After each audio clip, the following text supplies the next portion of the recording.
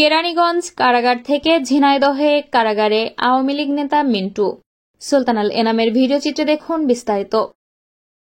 ঝিনাইদহ জেলা আওয়ামী লীগের সাধারণ সম্পাদক ও সাবেক মেয়র সাইদুল করিম মিন্টুকে গতকাল 18 নভেম্বর ঢাকার কেরানীগঞ্জ কেন্দ্রীয় কারাগার থেকে ঝিনাইদহ কারাগারে নেওয়া হয়েছে। কঠোর নিরাপত্তায় একটি প্রিজন ভ্যানে দুপুরের দিকে নেওয়া হয় তাকে। গণমাধ্যমকে এ তথ্য নিশ্চিত করেছেন ঝিনাইদহ কারাগারের জেলার মনির হোসেন।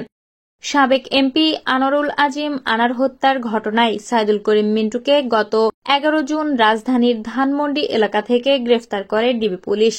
এরপর 3 দিনের রিমান্ড শেষে ঢাকা কেন্দ্রীয় কারাগারে পাঠায় আদালত। তখন থেকেই তিনি ওই কারাগারে ছিলেন।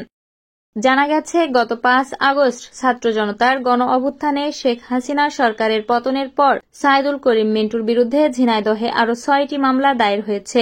এর মধ্যে 2013 সালের 22 ফেব্রুয়ারি মাদ্রাসা শিক্ষক আব্দুস সালাম হত্যা মামলায় তাকে গ্রেফতার দেখানো হয়েছে।